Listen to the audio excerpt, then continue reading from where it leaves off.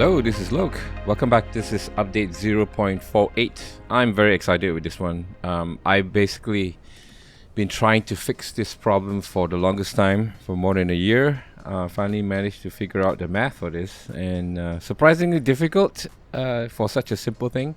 Essentially, if you're in FPS mode, so this is FPS mode, right? The other variation, if you hit Ctrl F1, is called free mouse mode, where the mouse is free, and if you move around, the mouse is independent of where you point. So in FPS mode, which is what the original tool was built, if you drop an item on the ground and then you move it around, you can place it anywhere you want, right? Something like that. So before this, what happens is if you were to click anywhere in this prop here, what happens is the tool will always point you to the point of origin of where the prop is, and then it will allow you to move the prop. So if the point of origin for the wall is here, so if you click anywhere up here, the tool will force you to move down, and which is pretty jarring, right? Like if you could click here, it goes down like that.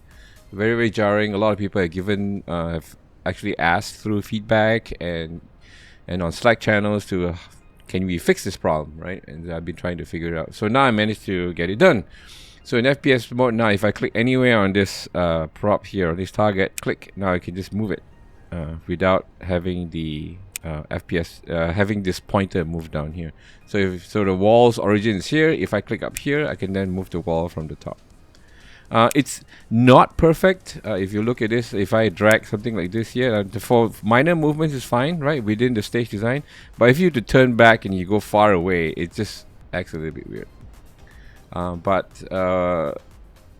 Hopefully we'll try and solve that a little bit later. But for now, I think this works perfectly. So you can still turn and do things. You can drop this here, and let's say I want to reposition this to somewhere else, or maybe reposition that. I can just grab that and move it over here, maybe move this over there like that. Much better now. You don't have this jarring, flickering movement every time you select a prop. So I hope you all like this one, because this one took me a long time. Right, next few things.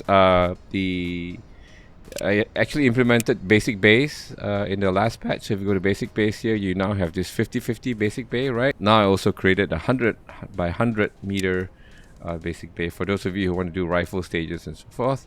Just as usual, you can load an image. So let's say I just load up a PUBG map. Now you have this whole map here for you.